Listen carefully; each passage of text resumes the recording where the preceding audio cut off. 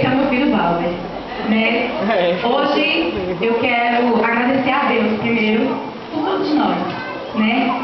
Termos enfrentado a barreira, coisas pequenas, coisas pessoais, coisas grandes, mas vencendo todas as barreiras estamos aqui, assim como eu. Né? Então eu quero agradecer por minhas amigas, desde o Jardim 2, que o Valber está na roda peão, por todos aqueles que amaram, que apertaram suas bochechas, né? Que estiveram ali apoiando. O Valber é uma criança muito querida. E ele é uma bênção nas nossas vidas. Então, assim, hoje eu queria dizer o amor. Porque as mães querem sempre os pais que os filhos digam que nos amam, né? E a gente, quantas vezes nós mães, a gente quer dizer o nosso filho quanto ama.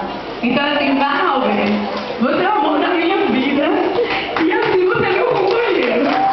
E eu e papai, que está no Espírito Santo, eu quero que eu disse ao mais, acho que ela deu um monte de foto dele. O pai que está no Espírito Santo vê. E assim, eu e seu pai amamos assim, muito. E sua voz, sua filha, assim, sempre diz que você é muito amado. E assim, as minhas amigas, todas, vamos dizer assim, muito obrigado pela educação do meu filho. Toda a escola do Pinhão, e não é porque eu sou funcionária, não. Eu sou funcionária incrível, né?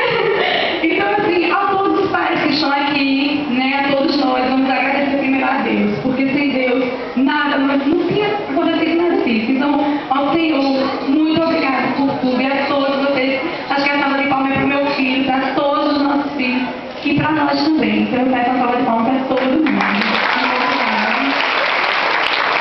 Viu? Acertei. A linda Bianca.